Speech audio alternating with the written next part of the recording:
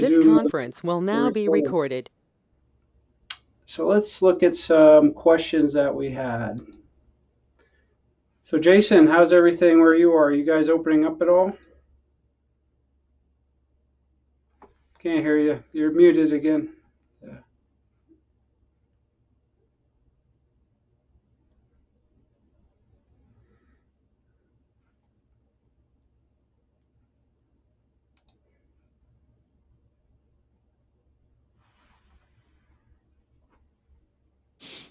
While Jason's getting himself, oh, there he is. Oh, Darren, are you on? I am on. My camera is defunct, but I think my voice is working. Unfortunately, you guys can hear me. So, anyway, my question is this. So, when determining like the total amount of money that I need to retire, sort of, how do you get to that number? How do you sort of figure out what that number should look like? So do you want an easy answer or the complex answer? You know me. Yeah, the complex answer is the right one.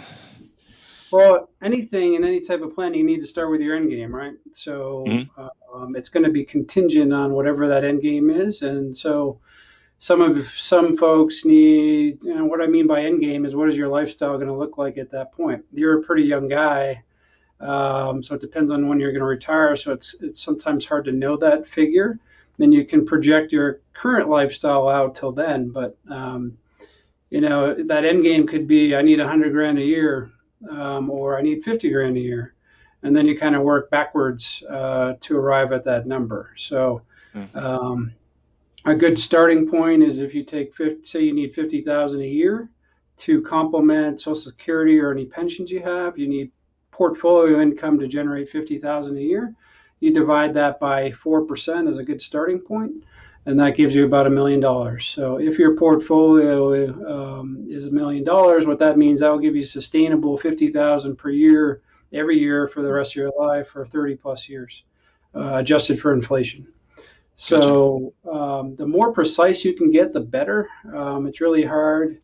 You're closer to my age than some of the folks that we work with. So when you get closer to retirement, you can become more precise. So you always start with your baseline expenses. What do I need to cover? Just the basics, and then throw on your bucket list stuff. So it might be 10,000 for travel per year, whatever the case may be for you. And then the clearer you can get, the more precise you can be with how much you need. So Yeah.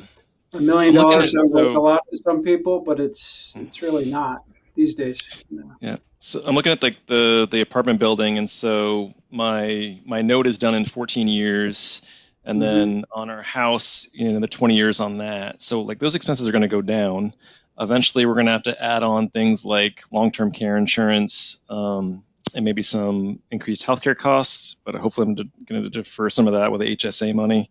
And so I guess it just comes down to, what will my expenses be? And, based on what they are now, I imagine, with inflation, my regular costs will go about 2% every year, year over year. And then educational costs with my daughter and my future children, sort of what that looks like. So I don't know. I guess I'm still struggling.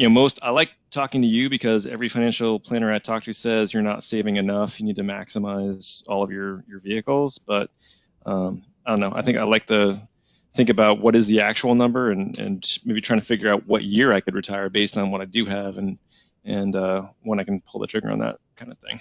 So yeah, I think if I sampled everybody on this call, everybody has a little bit different need and a little bit different aspirations and different situations. So there's rules of thumb out there, and there's scary numbers that are thrown around. Like if you don't have 2 million, you can't retire. And to the typical American, that's a lot, And so it really just depends. I think healthcare costs. You're going to have Medicare. But I would imagine you're going to have, I would plan on another 3,000 to 5,000 a year on top of that for out-of-pocket expenses, and I would grow that at a much higher rate than typical inflation, so like a 6 or 7% rate. So you can start building things like that in. You're still a ways off, but from what I know about you, I think that you're in good shape because you're going to have the rental income. Mhm. You're going to have some form of Social Security. You and your wife started saving young, and you're maxing out most of your stuff this year and every year. So you're in your 40s, you're doing everything you can. So from what I can tell, Right. you're probably oversaving rather than undersaving, and that's a good Yeah, thing. I've actually reduced my 401k just down to what to get the match, and then I'm gonna just enjoy my life a little more than I was. So I don't Yeah, know. I think yeah, it's I was a little too crazy, a little too maniacal about it. yeah. So for you guys on the call, Darren is kind of one of my buddies. We're in a triad. We have another guy from California. Darren's in Maine. We meet a couple times a week just to talk about life, business, whatever. And so he's done a great job. And I joke that he gets a lot of free financial advice. But I'm sure he'll come back to me.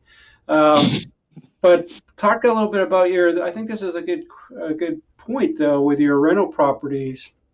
What was your strategy with the rental properties versus what you're doing now? I assume you changed your strategy based on our conversations. Yeah, with the rental property, honestly, it was the easiest vehicle for me to get into home ownership and building equity. So as a young person, that was my entree into home ownership, and I ended up living in my building for a lot longer than I intended. But now, with the money that I'm not investing in my 401k, I'm looking at getting a down payment on other buildings or actually houses, because I think renting a house would be actually easier than apartments. And so once I have, about 10 to 20% down, I'm gonna start looking for homes in the area or even vacation locations nearby. That way, it's sort of the best of both worlds. As a vacation rental, we can go and use it when we want to, but then it's as income for the rest of the year. So, just what do those investments look like? That's my new strategy is to broaden and diversify our real estate holdings. And What then was, go Go ahead. ahead. I was going to say, Um, what is your debt strategy on those? well, I like leveraging debt. I haven't been afraid of it. Hmm. So, um, yeah, Were I mean, I you think, weren't you accelerating the payments on that at one point, or are you still doing that? well, that's when I was drinking the Kool-Aid from Ramsey, but you convinced me that Dave I'm Ramsey, making, yeah, yeah, yeah, I'm making more money on my equity investments. So why would I reduce my debt that I'm paying 3.125% on when I can potentially get, 8 to 9% in the free market? It just didn't make sense to me. And like, the light bulb went off, and I was like, well, yeah, that's dumb. yeah, And so I don't know. Worst case scenario, yeah, I've got LLC protection on the buildings. So if I do bankruptcy, I'm not. It's not the downside isn't terrible, but I think there's a much bigger upside, especially the way that the market's blown up here. Like it's ridiculous. I get cold calls on the building all the time of people looking to yeah, buy. So yeah. yeah. And then in retirement, it's going to be interesting. It's like, do I want to spend my time managing property? And I guess I'll cross that bridge when I get there. But I'll have the option of liquidating at that point, taking the capital gains hit and investing, or just continuing to manage the properties as an old man. So Yeah, it gives you a lot of flexibility. yeah. Yeah, I was going to say, the tie-in for us meeting, weekly is that, we talk about taking retirement off the table, right? Mhm, And try to retire every year. mhm. So it's more about living your life today. Mr. Patterson, how are you? um, is living your life every year, using your resources to fulfill whatever lifestyle you have, so that retirement, that conceptual retirement in potentially 20 years, isn't always the thing to shoot for. Mhm. So I like how you're giving yourself flexibility and you're using your money now or enjoying it now. I think you also bring up a good point. Michael, who's on the call, he's another financial advisor. I think he drank the Dave Ramsey Kool-Aid a little bit, and I love Dave Ramsey. Don't get me wrong. For the most part, I'd say 75-80% of what Dave Ramsey has to say in the radio is good. It's just you got to remember who his constituents are, and his constituents is the mass populace, right? So he's creating blanket statements for hundreds of thousands of people, and it doesn't mean that it's most optimal for any one of us on this call or any of our clients. So that blanket statement of all debt is bad. I mean, Dave Ramsey wants everybody to have no debt. And on the one hand, I think that's, it's a good place to be without debt. And I think the reason he does that mostly, though, is that 9 times out of 10, people are going to get in trouble with debt, right? Debt's going to get away from them. They have high interest credit cards and other consumer debt. So it really gives them a disadvantage to wealth creation and creating a secure life in the future. But Darren, what you're talking about is absolutely true. And we talked about this way, maybe last year sometime, is that there's good debt and there's bad debt. And the magic, and Jason, I think you and I even talked about this, the magic in real estate is that leverage, right? As a growth, entity, real estate doesn't grow that much if you look at the actual nominal rate of return. It's that leverage where you can put 20 grand down and you have a much more valuable asset that then grows.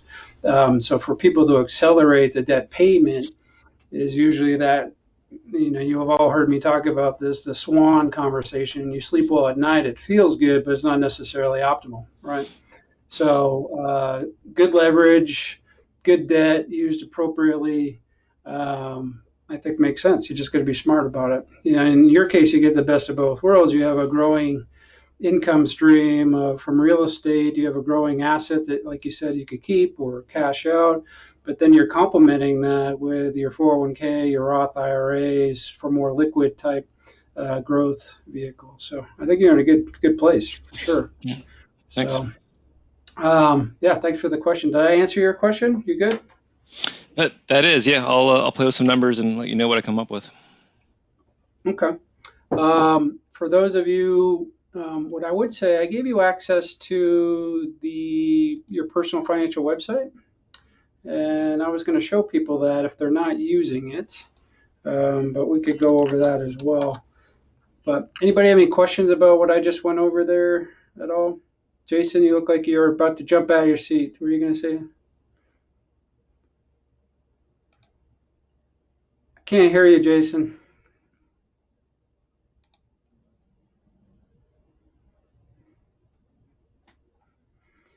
Maybe if you want to chat it, I don't know if you're muted on your end. I can't unmute you on my end. Hey, Frank.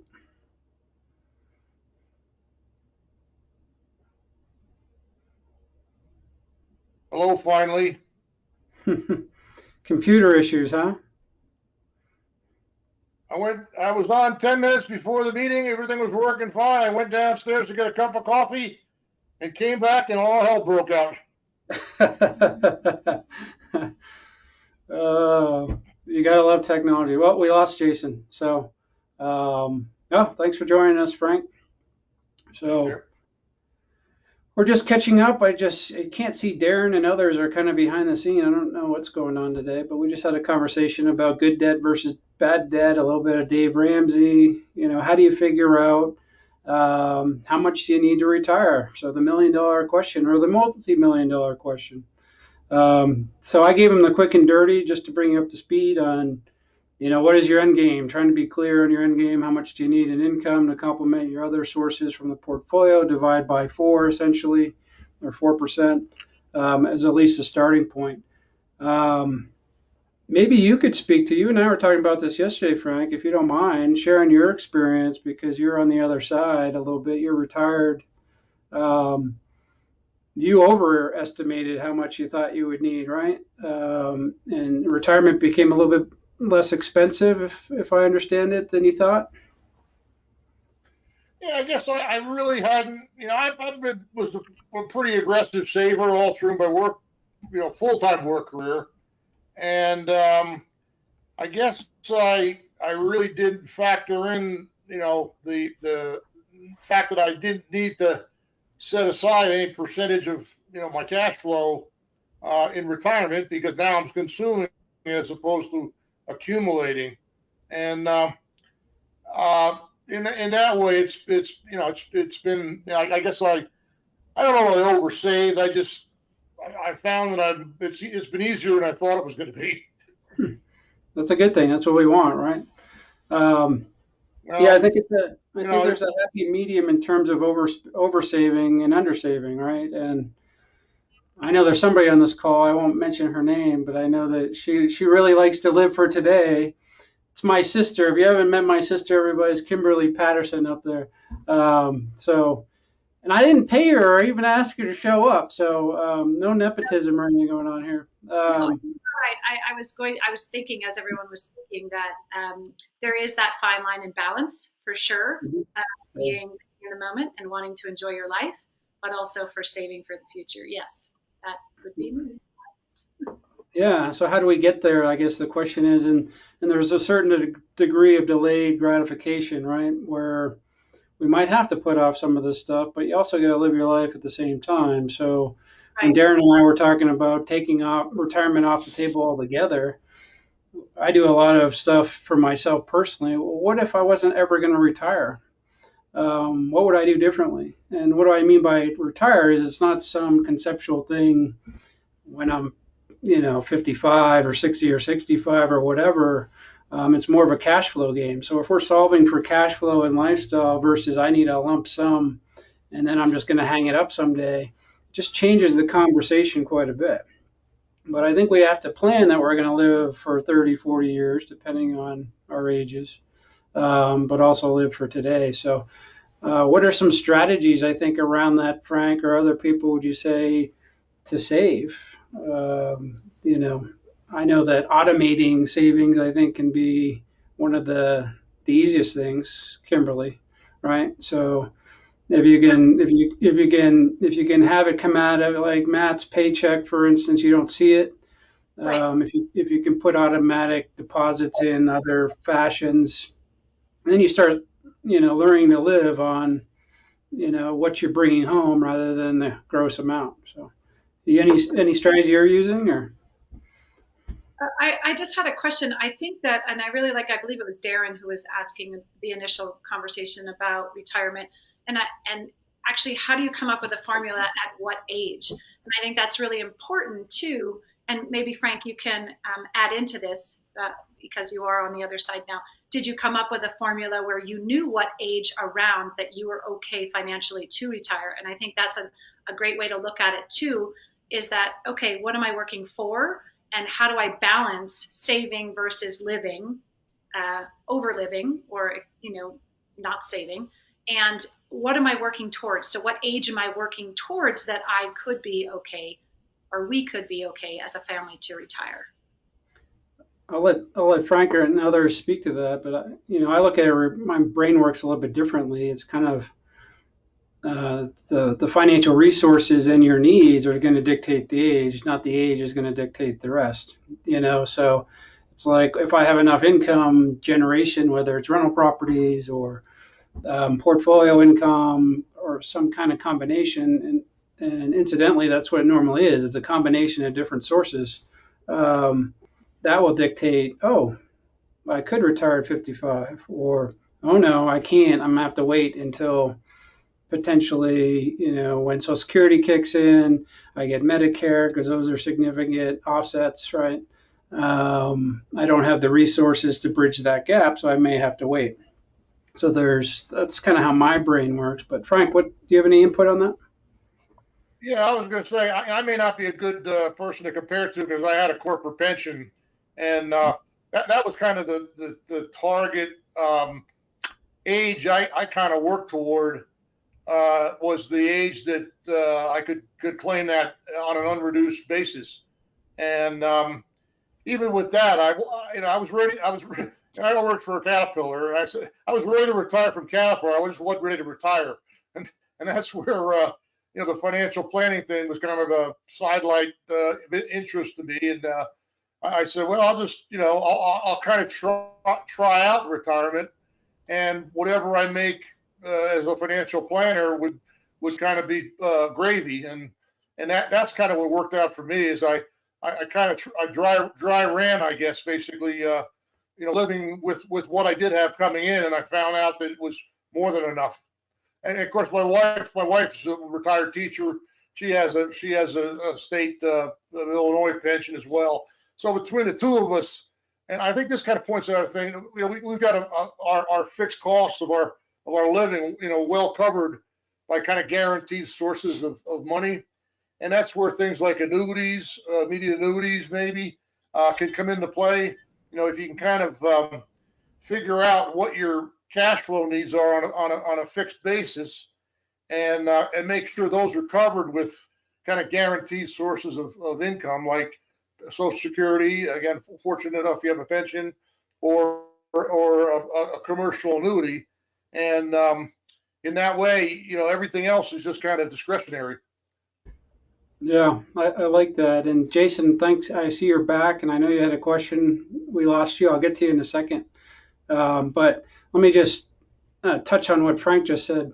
For those that aren't familiar with annuities, annuities get a bad rap, and there's several different type of annuities out there. Essentially, all an annuity is a contract between you and an insurance company, and there's many bells and whistles, and I think there's good annuities and bad annuities, but there are strategies for those of us that don't work for a large corporation or a municipality or public entity, where you're going to get that pension. You can create your own private pension by going in contract between yourself and an insurance company.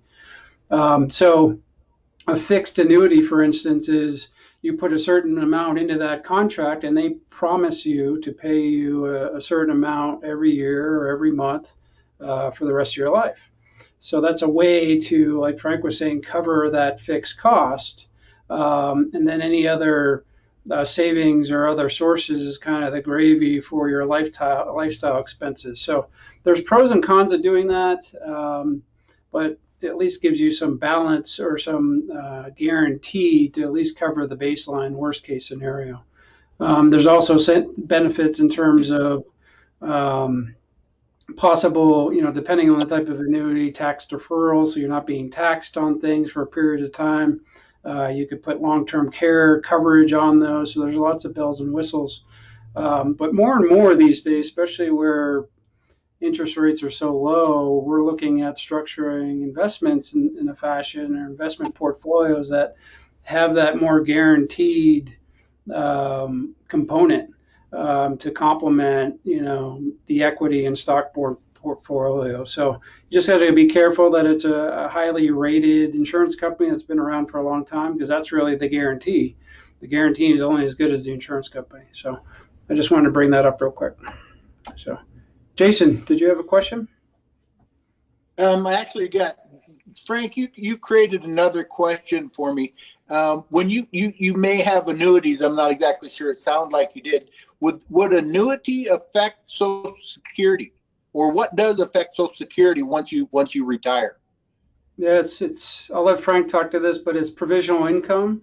Provisional income, they aggregate all your provisional income. If that exceeds your the threshold for your filing status as a single person, it's like 44 or something like that. If all your provisional income exceeds that, then your Social Security could be taxed up to 85%. So your provisional income, I'm sorry, Frank, go ahead. I'll let you answer that. What's provisional income? No, what I was going to say, no commercial annuity would affect the amount that you get in Social Security, but it could, like as Todd said, it could affect the taxation of your Social Security benefit, because at a starting point, your Social Security benefits are not taxable, except when you're, as Todd said, there's a formula for your provisional income. It takes your other sources of income plus half of your Social Security benefit, and it runs that against the threshold. If you're over the first threshold, 50% of your Social Security benefits taxable. If you're over the second threshold, 85% of it is taxable. But the commercial annuity, you're still, unless the tax rate would be 100%, which it isn't, and it only says 85% of your Social Security benefits taxed. That's your normal tax rate. So you would lose some cash flow, if you will, due to the taxability of Social Security. But it's still, having a steady source of regular payments, it makes a lot of sense, and it's a good peace of mind. And that was kind of the point I wanted to make earlier. In addition to what Todd said about annuities, if you're over 62, there's always the possibility of a reverse mortgage, and you can do what's called a tenure payment on a reverse mortgage, where instead of getting it as a lump sum or as like similar to a home equity line of credit, you can set up 10-year payments each month, which is basically tapping into your the balance that's available in a reverse mortgage, and that can kind of function the same way. Yeah, so reverse mortgages have also gotten a bad rap, I think, out there over the years, but they're much better than they used to be due to regulations. They used to be more for worst case scenario, somebody that is, real estate heavy without other resources for income. So you put in a reverse mortgage so you get an income stream for retirement. But more and more, we're seeing them as kind of another area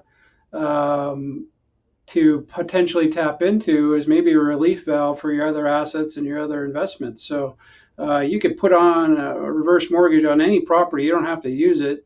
It's a growing line of credit. That's a healthy growing line of credit that you could always tap in at any point in time. So say you have other income, other investments that maybe could be underperforming. So Jason, crude oil's up right now, but who knows what it'll be.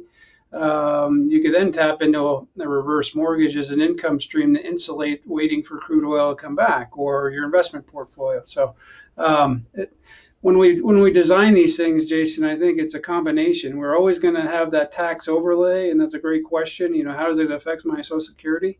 Like Frank said, it doesn't affect your benefit, but it could affect the taxation. So if we can minimize taxation as much as possible, it's more than you can keep. It minimizes the effect on your cash flow, and you're not forced to tap into other things. So some annuities are deferred where there's no taxation at all. Some are immediate where it's just income that's going to be added to your provisional income. Does that make sense? Yeah. Okay. Frank's the engineer, so he complicates things, but I feel like I'm complicating things. So tell me to stop if I am. I was going to make a point about the taxation of Social Security.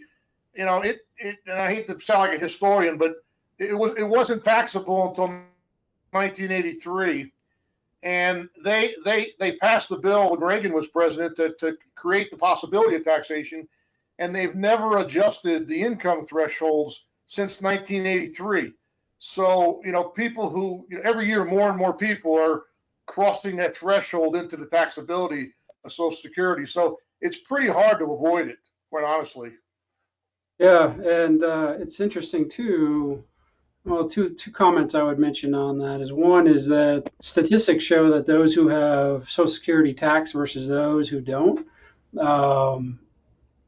end up spending their asset base somewhere in the neighborhood of 5 to 7 years faster, because it turns into this cycle where, okay, I have this income need, now it's being taxed, therefore I need more money, then I go into the portfolio and take more money out that's again taxed more. So you end up depleting it faster. So, but for most of us, I think on this call, we have an asset base that's not typically the case, but still our job when we're working with people is what are the controllables? What can we try to minimize as much as possible? So we have costs and fees that we try to keep really low. And then every year we're looking at people's tax returns and the portfolios, et cetera, and what can be more optimized so that your rate of return and ultimately cash flow, you're keeping more of that. The other thing I was going to mention is, and Jason, this might be prevalent for you we start talking about this as you get closer to maybe turning on the spigot of spending. Not to give your personal information, but what we're spending a lot of time on these days is how do you structure assets appropriately so we can try to avoid that in retirement. So Frank can also attest to this. The mantra over the years has always been deduct and defer, and you're kicking that tax can down the road to some future date, right? So the 401k has always been kind of touted as this great vehicle, and it is. But originally it was, deduct what I'm earning now, possibly at a higher tax rate, defer it to some future date in retirement, and I'll be in a lower tax rate. Therefore, I'm saving taxes that way. The problem with that methodology is now people that have been great savers, they have a pretty sizable amount in these 401ks, and they're in kind of a business arrangement with the IRS with some unknown future rate. I think that, we're at lowest rate, we're at historically low rates right now. If you look at the spending going on out there, rates probably have to go up. So that whole mantra of deferring to a later date, I don't think is as valid as it used to be. So we want to look at structuring things maybe in Roth type accounts rather than your traditional 401ks. Looking at some of the annuity or insurance products that give deferral and potentially tax-free income, so that you can position things to hopefully have multiple forms of tax-free income, and that could be a number of ways. It could be Roth, like I just mentioned. It could be your taxable investments, as long as it stays under the standard deduction. It could be an insurance type contract that allows for tax-free distributions. And then your Social Security, because you have those other properly structured income streams, your Social Security then has less chance of being taxed. So there's 4 potential tax-free, bearing any legislation changes, right? But potentially 4 different income streams. So hypothetically, or not hypothetically, real case scenario, what we're looking at every year for people that have the traditional 401ks or even IRAs, does it make sense to do what's called a Roth conversion? A Roth conversion is saying, okay, I have all this money that's going to be taxed someday. I don't know what that rate's going to be. Let's throw it over the fence to the tax-free bucket. So we look at that every year because I feel pretty strongly that rates are going to go up. So even if you believe they're going to go up 1%, it makes sense to do that. So Jason, I was going to say, without too much information about you, that's a way to insulate your concern maybe of Social Security being taxed. So does that make sense? Shoot it over to a Huh? Shoot it over to a Roth? Is that Yes. what you're kind of saying? Yeah. Okay. Mm-hmm. Yep. And what you try to do, what we look at, it's called bumping the bracket. So if you're, say, in a 12% bracket, and you can convert enough, because every year that you convert is going to trigger a tax, right?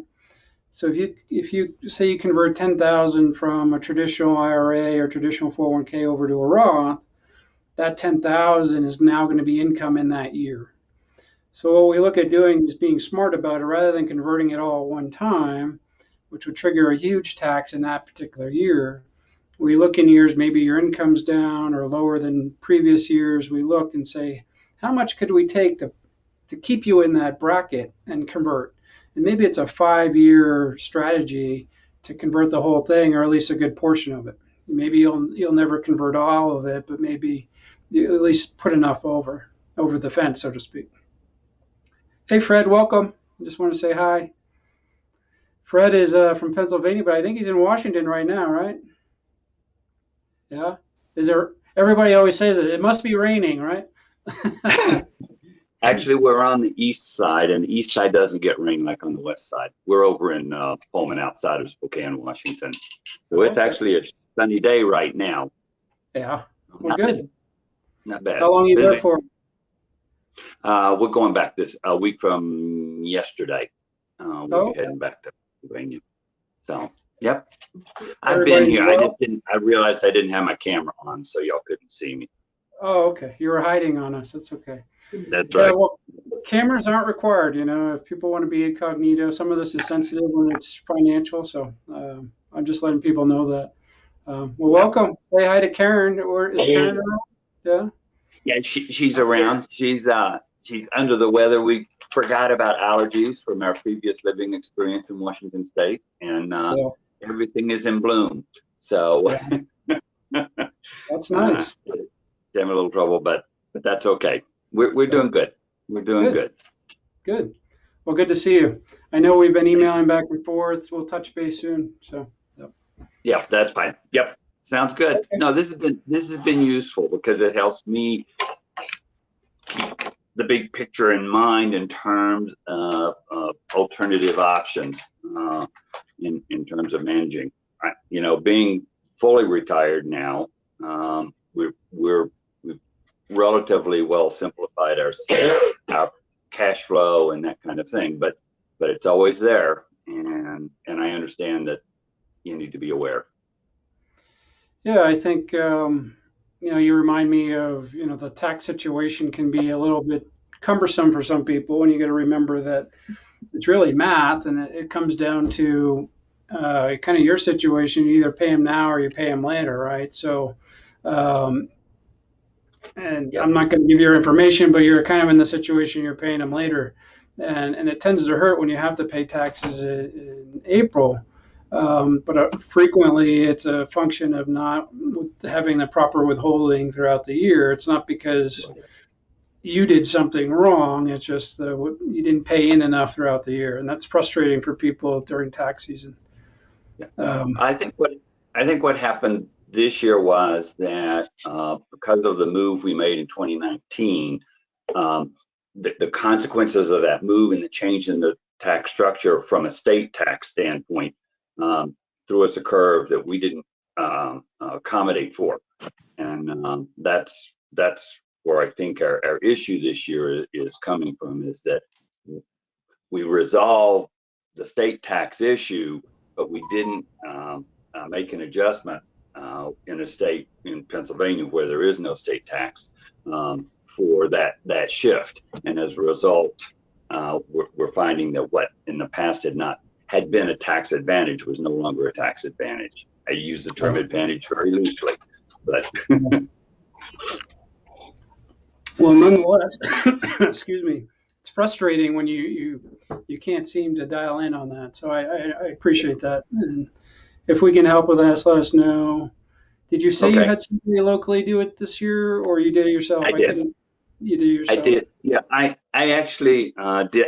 I got a TurboTax. I was hoping that this year was going to be so simple that I could do it, and I actually did it with TurboTax. And I thought, well, I'm going to do a backup this year because we've used someone in the past, and I was spot on using TurboTax this year, but was concerned because I didn't understand the tax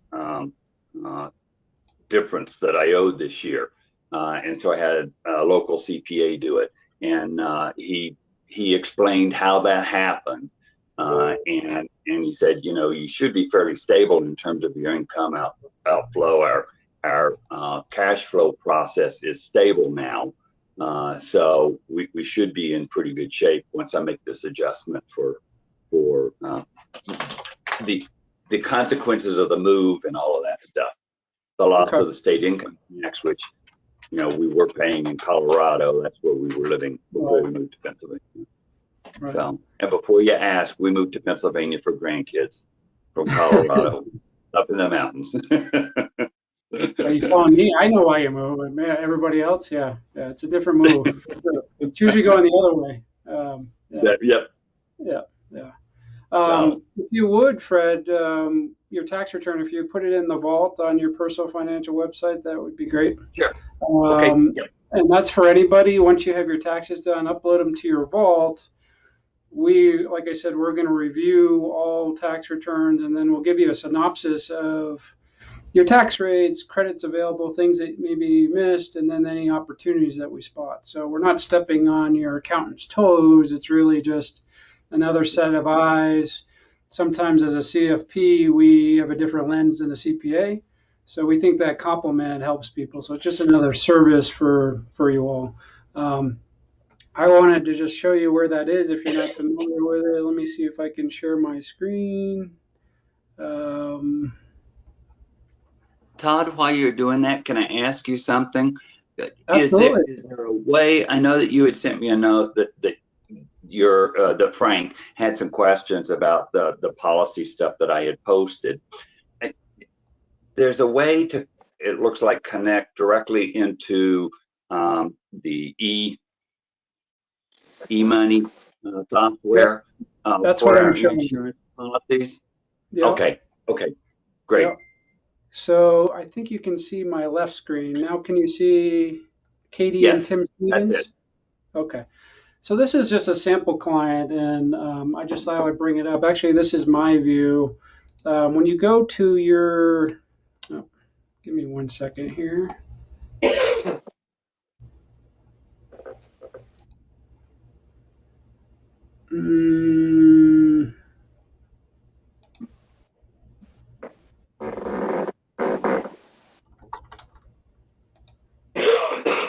if I can get this to work right. So this is just a test client. I don't want to use somebody's real stuff. Let me see if I can format it to show you what it looks like from your end versus mine.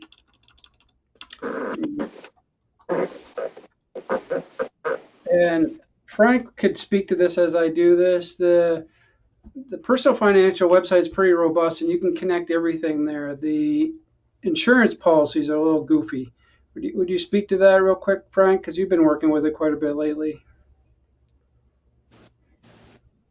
Yeah, well, the vault, it really is has a two-function thing. I think from my perspective, I've been putting some of my stuff in there, saying, if I weren't here, like anyone else, they'd have to pick up the pieces and figure out, what assets and whatnot I had.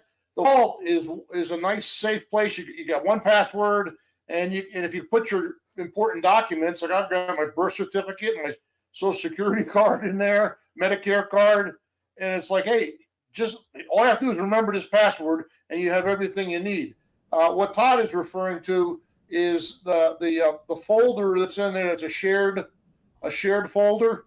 If you want to share something with us and again, it's just between us and you, if you will, in that shared folder, because it is encrypted, we can see the documents, and that's where, like, tax returns come in really handy. You put your tax return in the shared file, shared folder there in the vault, and we can see it and print it out and analyze it.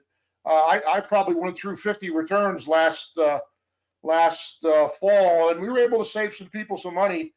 We found some possible capital gains they could harvest at no cost. We also found someone who made a few mistakes, and we're able to kind of correct some things. So it's like Todd says, we're not trying to circumvent your CPA or whomever does your taxes, but a second set of eyes can sometimes help. Yeah, I understand that. Yeah.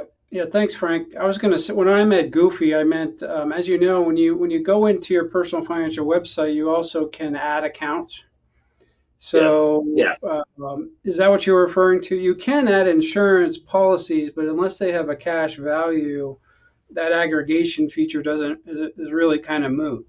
But you can input that when you go into your organizer, right, and look at, income, expenses, savings, and accounts. You can go in and say, here's Katie's term life, Tim's term life, and you can put in the details of that.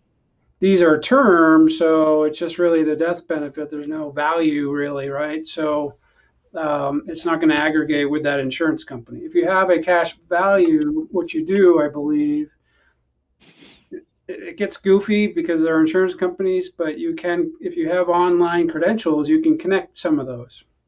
So the benefit of that is twofold. One, you and Karen, or maybe your kid, a child, you give access to this and everything is consolidated in one place. It's, as Frank would call, his doomsday notebook for his wife. And so that's one benefit. The other benefit is the more data that we have here with anybody that we work with, the better advice that we can give you. And it's just much more collaborative. So does that answer your question? If you can't connect it in that fashion, then yeah, just upload what you already have. I know, whatever details you can. Okay. For that, I think you have that email. You found the email. I did. Yep. I've got the questions, and I'll get to those when we get back this next week. Okay. So everybody else, I'm encouraging everybody to use this. For the reasons I just mentioned. It's a free service. I invested a fair amount in it for people to use. It's not required. But if we're going to meet, I'm going to encourage people to fill out the organizer, make sure it's up to date. In the old days, a financial plan and any financial planning work we would do would be a lot of paper shuffle. I used to call it the data dump. It's kind of like, give me all your stuff, and then we would go through it and we'd analyze it. Then we'd come up with a plan. Then and that was several weeks, and then we would present the plan. And by the time we were done, it was pretty much old data, right? And then if you wanted to revisit the plan, which you should at least every year, you had to go through the whole process again. Not that we don't want to do that, but becomes a live kind of living dynamic financial plan, because if you have your account set up in here and you're keeping your organizer up to date, everything should be pretty much active when you are live when you log in here. There's a phone app as well, so if you needed something, say you're traveling, Fred, on the way home, and you need something in your vault, who knows? You can get on there and access things. So that dovetails into the estate planning stuff we've been doing. So for those of you who have your estate planning stuff done, we encourage you to put it in your vault for that same purpose. Jason, if you're traveling abroad and something happens, your estate documents would be in there. We're just a backup for whomever, your daughter or whomever. Or if you need it, say you lose your passport, you could have a copy in here. I don't know how much that would help, but it'd probably be better than having nothing, right? So use that as you wish, but it's kind of my mission this year is to just remind people how it ties into everything we're talking about, how I think it can add value to organizing your financial life. It allows us to collaborate better. And so I'm also offering, if anybody wants help setting it up or go through it, we can set up an hour call or something to kind of go through the different components of it as well. Questions about that? Yeah, Todd, I was going to say one of the things that I did go on and do, and I feel much better about it, because we have some, family heirlooms and that kind of thing. Some of them have some face value that are substantial. And what I've done is gone through on each of those items and taken a picture. I've done some online searching for estimated value and where I got that information from and so on. And that's all posted too, looking in the direction of a doomsday event. Our daughter and our son both have access to that information, and they know when they're coming in behind us, as it were, know what to look for, and have some sense of what that's all about, so that doesn't become loose hanging chaff out there at the point at which our total life situation may need to be realigned somewhere down the line. And I found that very, very useful. I feel a lot more comfortable that I know, I've got pictures inside the watches and the pocket watches and so on, and outside with all of the numbers on all of that kind of stuff, so that in there, all the kids have to do, I do have my Social Security card and so on. I think that's an excellent idea to do in a place where you can get to it. Yeah, I need to practice. I need to follow my own advice, because first time in my life I lost my my driver's license when I was getting on an airplane. I was leaving.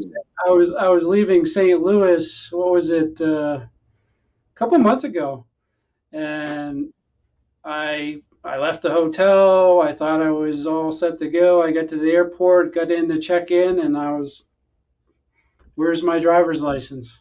Luckily, they let me on. I had to go through enhanced security to get on the airplane, but this would have been very beneficial.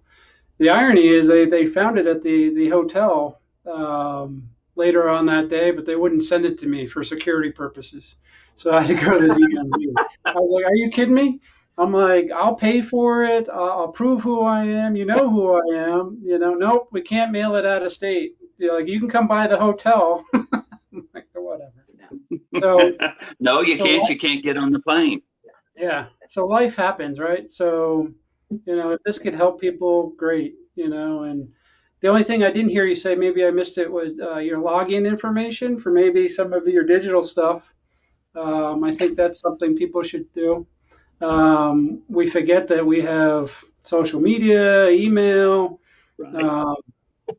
Maybe you don't want family members to be able to get into that at some point, but it's good to maybe No, put absolutely. Yeah. Yeah, and I was surprised. We've updated our wills as a result of, and we had wills that were probably about 10 years old, and the newer wills now are specifically addressing the issue of digital information. And so we have provided through all of the access areas that we have, so that information likewise is available to our kids at the point at which we aren't here anymore. So yeah, it is a nice place to put everything. We have our passport there also.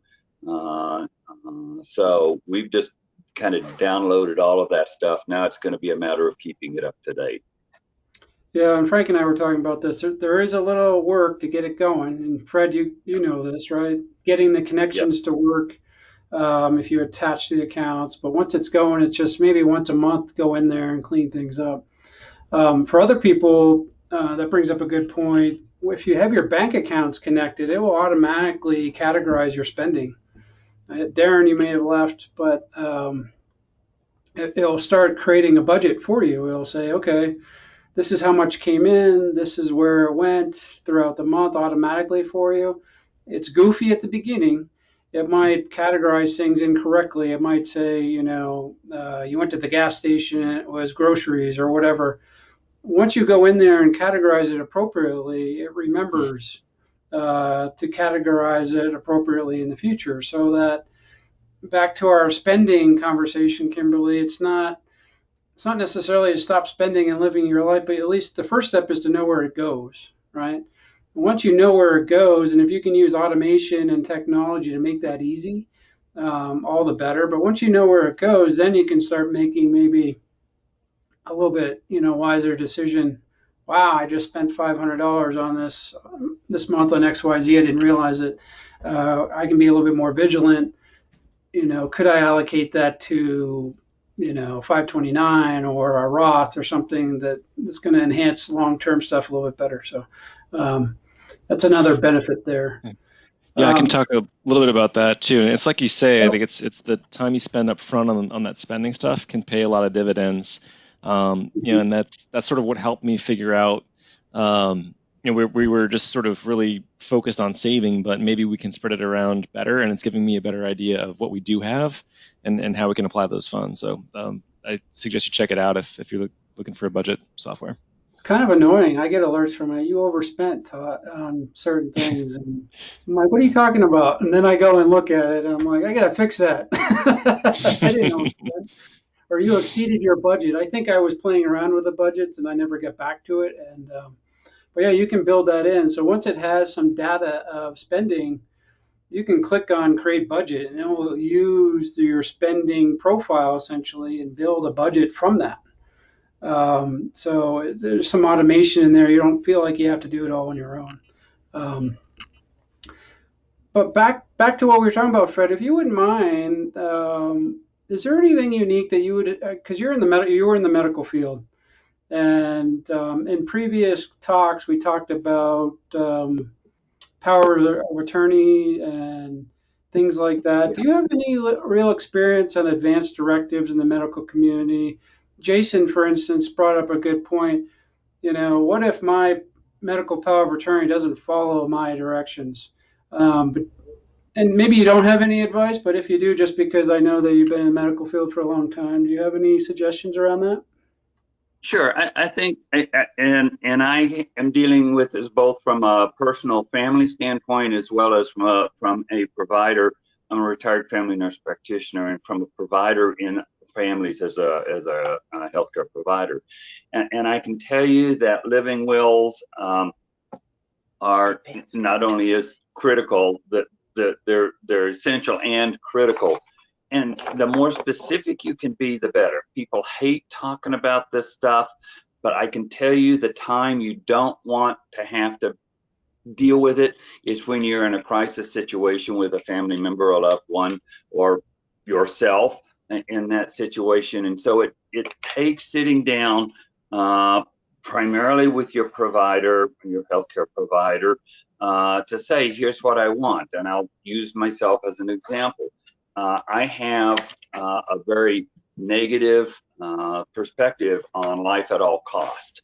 And so I've been very clear about what I consider that break point when life as a quality of life issue, and quality of life issue isn't measured in dollars and cents, and it isn't measured in age. It's measured in the kinds of things that you get a satisfaction of living out of. And if you can't do those things, then your life as you would like for it to be has to make a drastic change. And the more contemplation you can do and solid decision making, and it's as simple as pain management at end of life. It's if you're in an emergency situation, you've had a stroke or something like that, and you're of a certain age, and I can tell you I'm over 70 and have a stroke, what would you like to have happen to you? And the more detailed you make that end of life document, contract, if you will, with your provider, it's always constrained to some extent by state and federal laws. But quite honestly, if you have a good working relationship with your physician, in many cases, if they know what your wishes are, they will adhere to that, or to it to the extent that there's not outside influences. And that's, and if you once you do a living will, you have to make sure that you have someone you trust who's going to be that advocate. And every living will requires that you identify someone who would be making healthcare decisions in the situation where you cannot. That person is critical. If you don't communicate with them what you want, there are laws that require the healthcare system to respond to your medical needs in a way that you may not desire. So you have to make it clear to whoever that designated healthcare decision maker is. What happens in your experience? Maybe you don't know this, but I think Jason was asking this exact question before. What if that designated person doesn't follow your wishes? What does the medical community do, or do they? The medical community is bound by law to follow that directive that you made. And this is something that comes up over and over again. Sometimes it means your family is not the designated person. Sometimes it has to be someone that you can sit down with and have a frank conversation about, these are the circumstances under which I want this decision to be made, that decision to be made. And if that person is not willing to advocate or capable of advocating, or you don't trust them to advocate for you as you see it, and sometimes that's why children aren't the best person to designate. It has to be someone who is willing to stand up and say, I have been designated, we have had this conversation.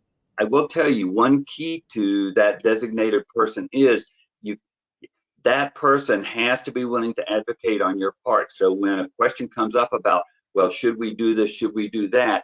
It's not, I'm the designated person, I say don't do it. It's in conversations with myself, I'll use Fred. I know that Fred has consistently held to the belief that he does not want to be intubated under these circumstances. Otherwise, they make an assumption, or it allows people to make the assumption that is not the wishes of the individual, Fred, it is your wishes. And that's why it's critical. That person has to be in concert, understands, and is willing to stand up and say, these are the things he wants and he doesn't want. And it's always focused on what you want, not what that designated person wants. So in your experience, what happens if I designate my child to pull the plug? And we get to that point, and my advance directive is clear, and he decides I'm not going to do it. What does the healthcare community do? It depends. it depends on the state laws, but in most cases, if he says don't pull the plug, then you have to go through a larger rumination, usually with an ethics committee, and you have to have the support of your medical provider in the healthcare facility to essentially override that designated person. But by and large, you are saying this is the person that I want to make those decisions for me when I am not able to make those decisions. And that's why it's so critical. And people do consciously. There's another component to that, and that is, what if you have extended family, brothers, sisters, wife, 3 children, and you designate one of the children because your wife and the other 2 children don't agree with what you want. You need to make sure that it's clear in the living will that you've designated this person because they understand and are willing to advocate on your behalf for the kinds of end-of-life decisions you want to be made. It gets real sticky. It is, on some level, it is strictly a good faith document, but it has some state law characteristics to it now that add weight to that designated person. It's when you don't have family on the same page for doing this or acceding to your wishes, but you really need to let the rest of the family know, I'm designating this person because they understand what I want and they are willing to ensure to the extent that law allows it that my wishes are acceded to.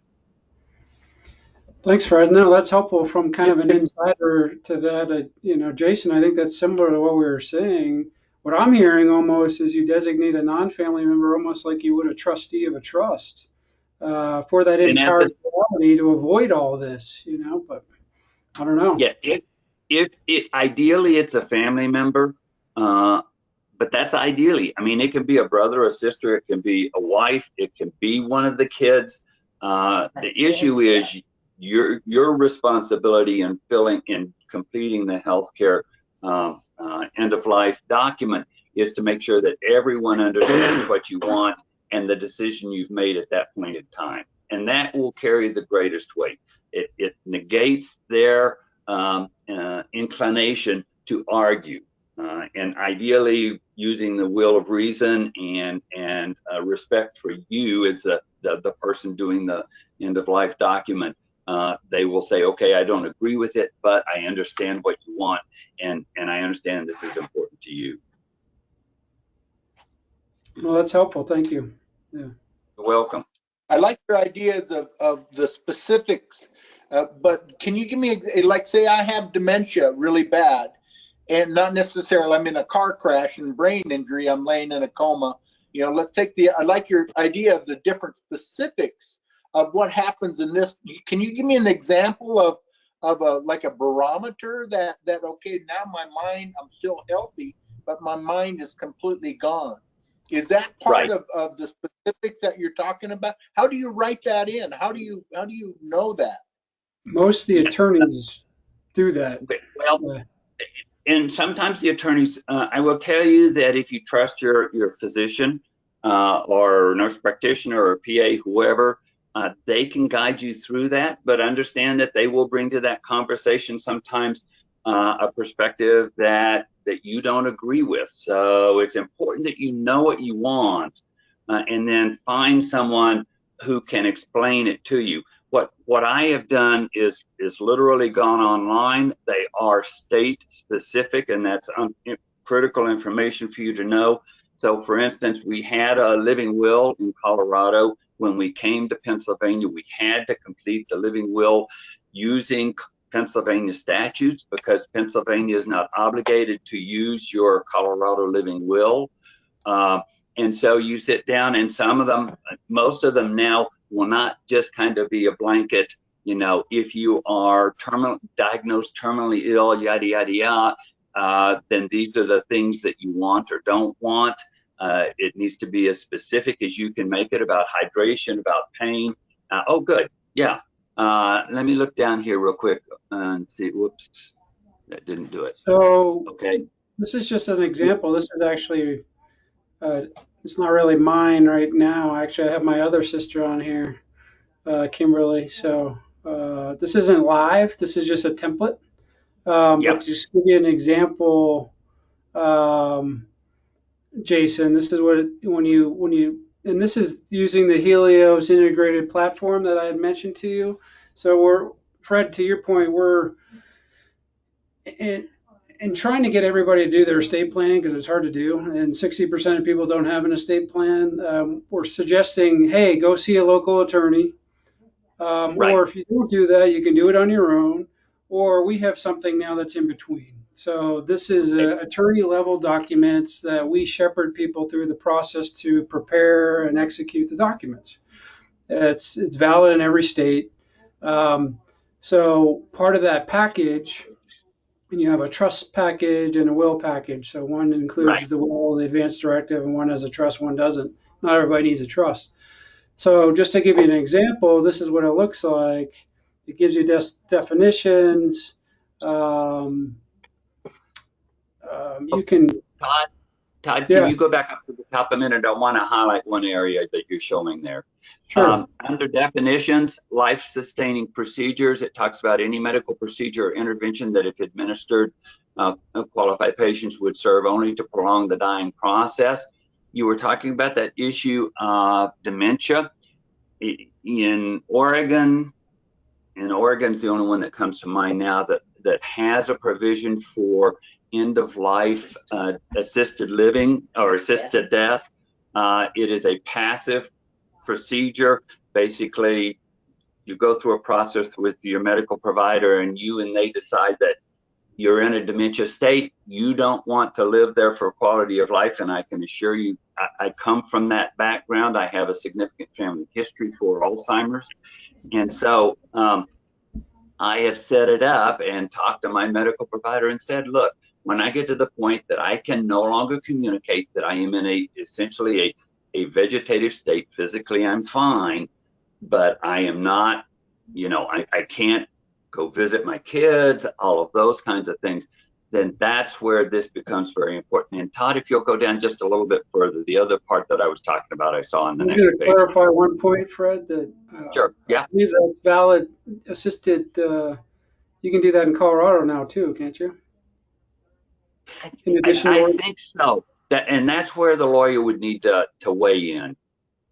Yeah, I and think it's still going to require going through some hoops. It's going to require at least two physicians, commenting that in fact you're in a state that the quality of life that you've noticed of sound mind and body, and this has to be done before you develop dementia and are diagnosed, or at least early in dementia. If you wait to try and do this when you're in a semi-reasonable man situation, i.e. there's a question about your ability to make this decision, it's too late. So it is critical, and you have to talk to your family about this. For that particular reason, it needs to be done early on in the dementia state. Okay. If you can go down just a little bit more, Todd, I wanted to highlight one other thing on this document. Sure, I was just going to mention one thing. The Okay, yeah. assisted suicide, or whatever you want to call it. My son asked that recently. He's like, "Well, can you put people down?" Because we were talking about putting dogs down, and regardless of where you fall on the spectrum, I'm pretty sure Colorado allows that, but Yeah. you just got to be aware of it. So real quick, Jason, if you want to go over this together, or I can send you a copy of something if you want to kind of see how the verbiage might work. Happy to do that with you. Yeah, all the info. This was extremely helpful. Thank you. I think your name was Frank. Is that right? Yeah. Fred. Thank you very much for getting that to the next level. That's something that I was concerned about. Okay, good. Let me show you one other thing here, and that's where I want you to be, Todd. Life-sustaining procedures that talk specifically about intubation, resuscitation, fluid and pain management. You get to decide there. And what I did on my document at the end of the day, at the end of the document, I made a specific statement. My definition of quality of life for me in a situation where I am debilitated, injured, includes the following. And I literally said, speak, respond in the 5 senses to external stimulation. It sounds detailed, but without that, it leaves open the question. So what did he really mean when he didn't want hydration? What did it mean when he said, I don't want pain medications, or I do want pain medications?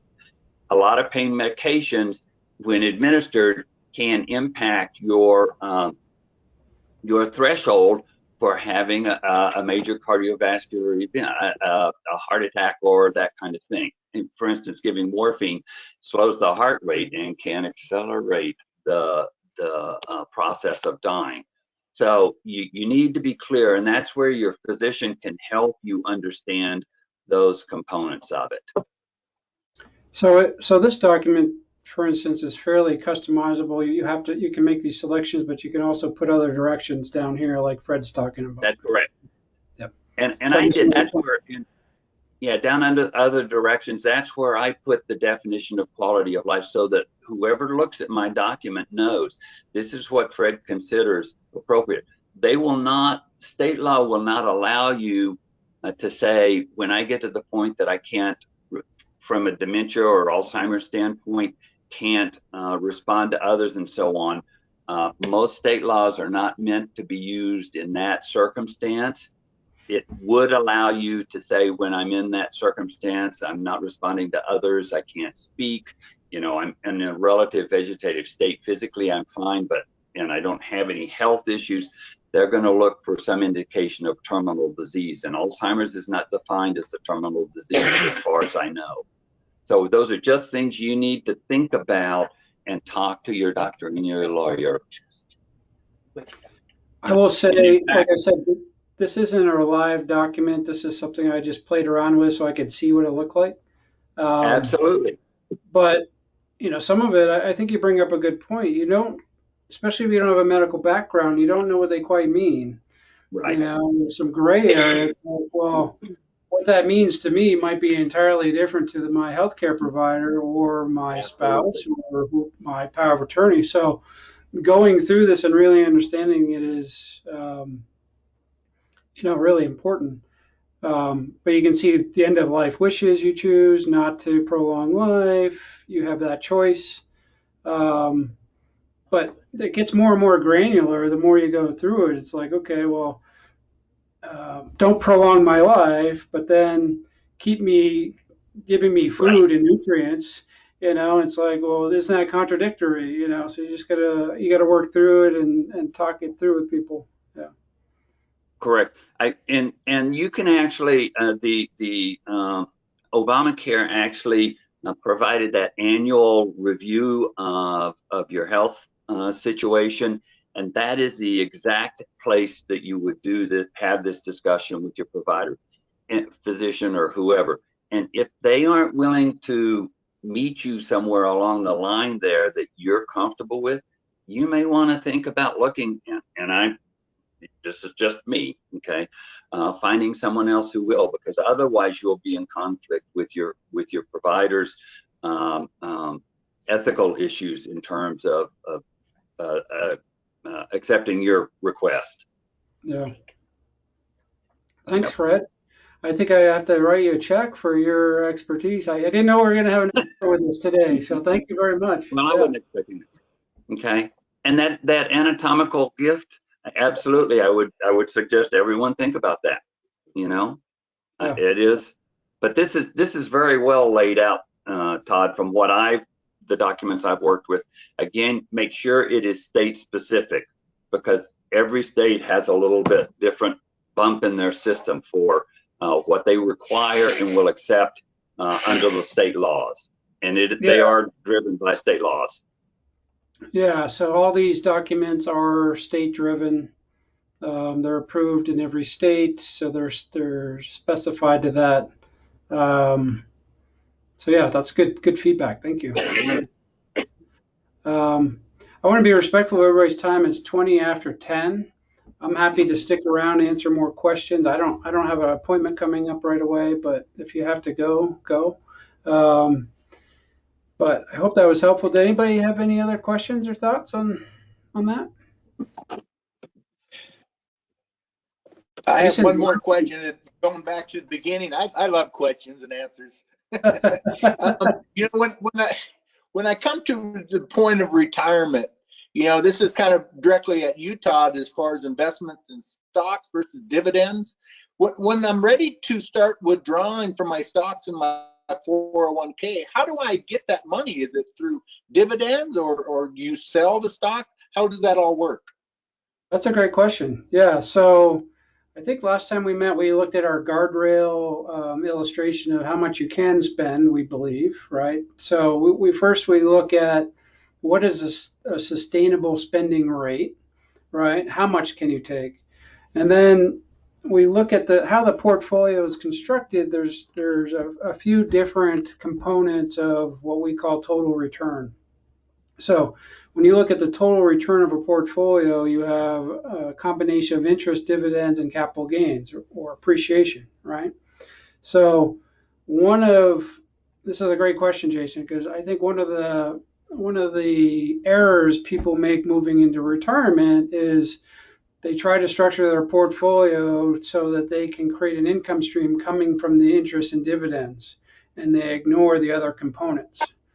And that's problematic in two main ways. One is in a low interest rate environment, you're not going to get an adequate income stream from dividends and interest, most likely. And if you do, by whatever chance, there's a risk component. If you're getting a high dividend investment or high interest, there's probably a risk component with that, right? So structuring a portfolio to do that can be problematic. And you're probably not going to get the higher income stream that you want. So what is more optimal that we've done for years, for multiple decades, and the research backs it up, is taking a total return approach where you are taking a portion of interest, dividends, and capital gains. So we're managing that for people to create that income stream. And that allows you to reinvest dividends and interest into the portfolio, and then you sell off kind of things over time. I think I jumbled that conversation up a little bit, but the short of it is a combination. It's not dividends. It's not just interest. It's a combination of the three. Yeah. Okay. So if I can add something, we rebalance your portfolios on a quarterly basis, and oftentimes when there needs to be cash generated to fund your living, that can be sometimes facilitated through rebalancing, and that's a good way to control your risk and also generate the cash you need. Let me clarify that. So I don't know. So say you have 50% stocks, 50% bonds, right? And stocks just had a great year. Now you're 60-40. Well, what we've indicated is that from your risk profile, you're supposed to be 50-50. So what we do every quarter, one of the things that we do is we shave off profits on the stock side to bring you back down to 50, and we buy into the bond side. That does two things. It keeps your risk mandate where it should be, because you start getting too heavy in stocks, you're getting riskier and riskier and riskier, right? So it brings your risk mandate back where it should be. And then also takes the emotion out of investing a little bit too, because most people want to do what? When stocks are hot, they probably want to add to them, right? So we're putting in a kind of a systematic way of removing the emotion of that and shaving and actually selling something that's doing well and moving into other asset classes that are maybe underperforming. So that's what rebalancing is. What Frank is saying during that mechanism, if we're already doing that and you're in the spending phase, when we're shaving off profits from one side of the equation, we're fulfilling your spending needs at the same time. So if we're going to sell off 10% of your stock, just in this example, that 10% could go into your pocket for whatever spending you have. Does that make sense? Yep. Okay. I'm just making sure because the language sometimes, when we talk about this stuff all the time, it doesn't always translate to people that don't. So just want to make sure. So, good question. So yeah, it's really, so I created this spreadsheet last year that's kind of guardrail. So what we look at is a dynamic approach to spending in retirement. How much do we think you can sustainably spend every year in retirement where you'll never deplete your assets? And so the dynamic approach kind of has an upper guardrail and a lower guardrail. And so if the portfolio is performing well, we increase that spending rate. If it's not doing particularly well in a given year, we're reducing that. But we're always in those guardrails. The static answer to how much could I spend used to be 4% plus inflation every year. So you start year one with $1 million. You can spend 40,000 every year. At the end of the first year, you adjust that for inflation. So that goes up every year. I think that's a good starting point, and that's where the academic research started, but it's grown from that where we want to try to be a little bit more precise in the sense that you don't want to overspend and run out of money too soon, but you also don't want a mattress stuffed full of cash, right? You don't necessarily want to underspend in your retirement. So it's using that 4% as a starting point, but it's adjusting it. So, you could be looking up, as higher as 5 or 6% depending. So you're trying to find that happy medium. Back to what we were talking about, enjoying your life, but having assets at the same time. And most people that we work with, it's interesting to me, and I don't know how common it is, but it's, hey, I want to make sure I'm okay, and if I'm married, my wife is okay, my kids, if there's something left, great, but I'm not worried about it. So since I don't have the math to bounce your last check, Jason, you have to use these other mechanisms to find a sustainable rate. But in order to get, let's just use that example. I'm coming full circle, so I'm getting long-winded, but say it is a 5% or 5.5% sustainable rate.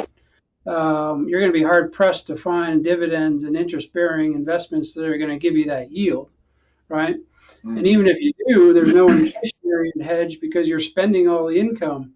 If you're spending all the income, then there's probably little growth to continue on and outpace inflation. You see what I mean? So yeah, I do. So you got me in the long-winded. I get worse on the happy hours. I think at the end of the day, I just talk too much, and I'm not even drinking. So, so good question. Anybody else have any thoughts? Kimberly, you look intent. What do you got? You got anything for me? No, I'm just absorbing all of this fantastic information. No, it's been really helpful and insightful. I've enjoyed every minute of it. No, I don't have any questions right now. I'll just call you later. I'll just call you later. Yeah, we need to get an appointment here soon and get your husband must be working. So. Yes, he is. Yes. Yeah. Thank you. Cool. Frank, you got any closing thoughts or anybody or Michael? Michael, you haven't talked at all. So. Nothing. I don't have anything.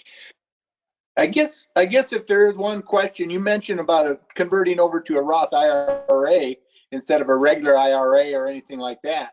In the past, you kind of shied away from that, Todd. Why now is it a better opportunity to do a Roth? I don't know that I don't recall ever shying away from it. I think that may have been more of a Samantha thing. I think when you have a high income, you're looking for current year deductions. So it's always a trade-off of like considering contributing, right? So you can contribute to your 401k when you need the tax deduction. So let's just say your income is really, really high. Getting that deduction could be more valuable than contributing to a Roth. In years that your income may be lower, contributing to a Roth might be more beneficial. So I think it's situational and it depends on where is your pain. And we usually leave it up to clients in the sense of, do you want the potential, you know, tax-free income in the future and pay the tax today, or do you really want to mitigate the tax paying today for paying tax later when maybe your income is lower? So I'm not sure. Maybe you could refresh my memory. What if you recall me saying why I may shied away from it? I don't remember. Yeah. It was something to do with age. It said, you know, when I'm younger, it's probably a better thing. Being I was, I think, 56 at the time, that it seemed like you were saying, well, you may be better doing more into the 401k. You know, maybe that was a better thing at that time for me. But I kind of remember you saying that you know, this particular time a couple of years ago was not, the Roth was not in my best interest. There was maybe a diversion of putting it somewhere else. It could have been. I'm just curious if. Yeah, it could have been at that point at time based on what we were looking at in terms of your situation and your income and all that. I don't know for sure, Okay. but the 401k has a Roth capability, so you can switch back and forth each year. So you can contribute on a pre-tax basis to your 401k or a Roth basis. It just depends. I think Frank would say that, yeah, there's some time, you know, if somebody's 65 and then doing a Roth conversion, they have less time to make up for that tax bite, right, than somebody that's younger. So if somebody were to convert 50 grand today and they pay the tax on it, you need a period of time to make up for that tax hit that you took, right, to make it worthwhile. Where somebody that's 30, it's a little bit more palatable. So I'm sure there was one of those combinations there, why we said probably not to. But the other factor is you may not, depending on your income, you may not have had eligibility for Roth because of income limitations. You can't contribute to a Roth once you make too much. So lots of considerations. Okay. So. But I would, you know, I still think that, you know, that's something that, you know, when Frank talked about reviewing tax returns, when we're doing that for people, we're then going to Samantha and other accountants and saying, hey, we think there's a Roth conversion conversation here. What do you think is a good amount, if any, to do in this particular year? So we kind of get the blessing of the accountant, and he or she may say it doesn't make sense, or you know, they need a deduction from the 401k or whatever, you know. So. Okay. But for, you know, as you're getting closer, I think we need to talk more serious about it. Does it make sense to turn off contributions to the traditional 401k, maybe converting some, that sort of thing? Especially if your income happens to be lower this year than last year. Depends on what oil does, right? So. Is that crude oil is that making you smile, or you don't see the impact of that for a while? Well, I'm reading right now that they're going to probably shut down the Doppel radar or Doppel pipeline in North Dakota, and that's a huge hit for me, because that's about $5 or $6 per barrel that'll cost me to transport that. So that's a big, that's 10%. You know, that 10% of my income could be wiped out if Biden cancels this pipeline. Ooh, so it's huge. It's huge. I'm looking at that right now and seeing what's going to happen. Yeah, I figured you were watching all that closely. I've watched something. Yeah, I've watched a little bit. So a lot of the jobs drying up there, then I imagine. So the truckers and all that. What I've heard. Yeah, there's enough going that some of it is sustainable, but I mean it's not they're not doing really well, you know, comparatively. There's a lot of bankruptcies going on. Yeah. You know, and it's unfortunate. I mean, but most of the people that I know are fairly comfortable, and so they're not necessarily impacted hugely. they're well taken care of, and they have alternative methods. But some of the people up there, the engineers, the petroleum engineers, and the fracking companies, they're really getting hurt. But although they took some of that money and put it into the fracking companies so they could continue with subsidies on some of like Halliburton got a big chunk of subsidies so they could continue hydrofracking, and so that was a blessing. And they're capping some of the wells up there through the subsidies as well. And so some of the old oil company or old oil wells that are still producing some methane but not producing any oil or gas, they're capping them off. And so that's a good thing that they're doing too. And so they're trying their best to keep people busy in the downturn, and they seem to be fairly successful. North Dakota is pretty self-sufficient state, and so they're really hard to take care of their own up there. Yeah, it's always something, like you say, right? It's hard to say. So this might hurt your wallet a little bit this year. So we should do a Roth conversion. That's the good news. I don't know. I'll definitely be calling you on that. Yeah. We'll see what we can do and go from there. It's a it's a tumultuous business, that's for sure. As you know, right? You've seen some of these companies come and go over the years. How many companies do you think you've seen in that business go away altogether?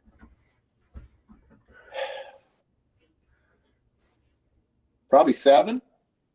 Really? Yeah. 2 of my companies went bankrupt last year, but then they came out of it.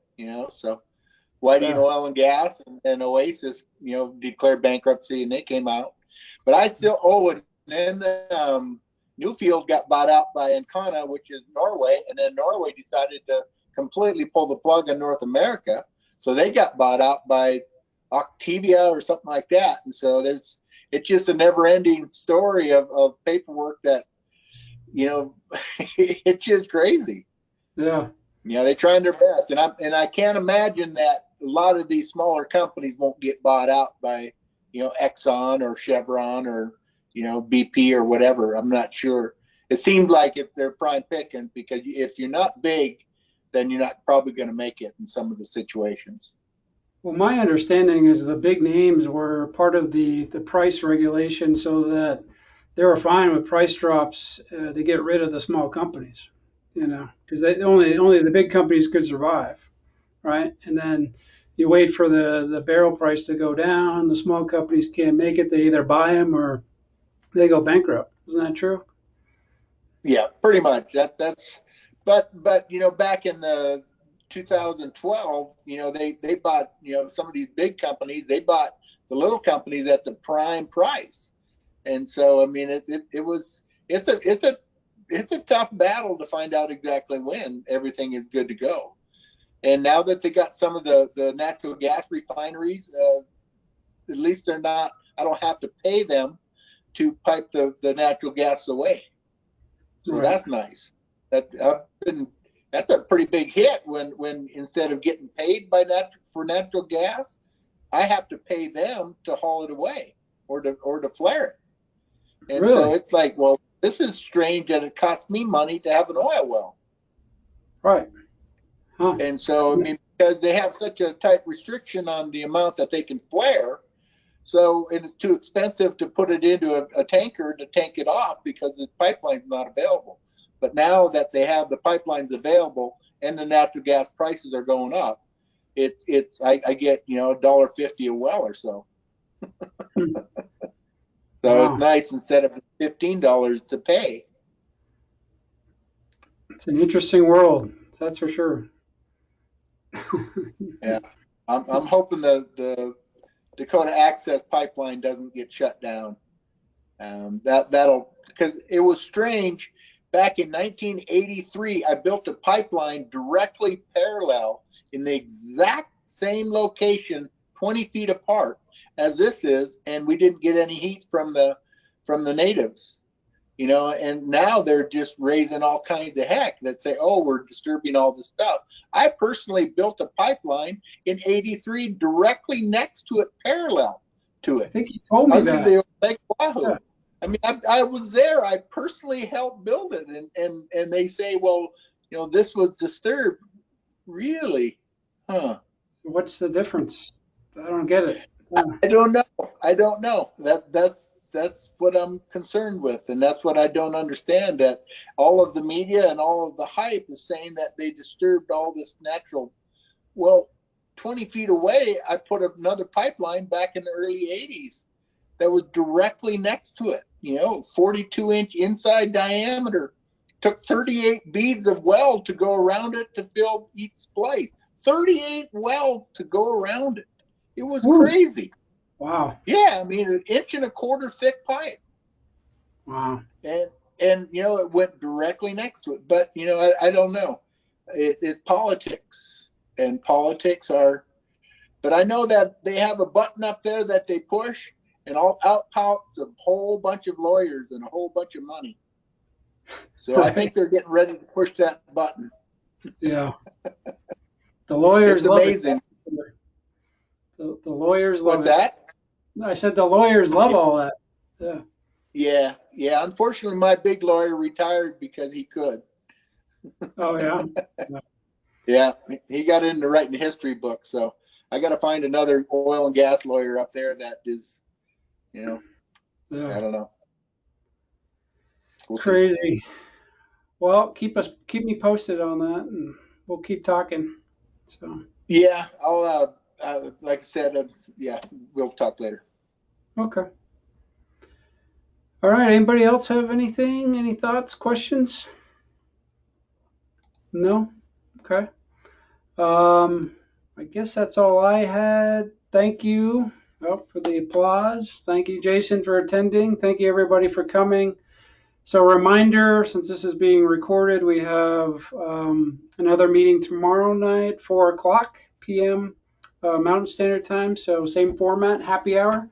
The 24th of this month, which is a Wednesday, 4 p.m., I think we're tentatively going to be doing a webinar on more estate planning stuff that I mentioned.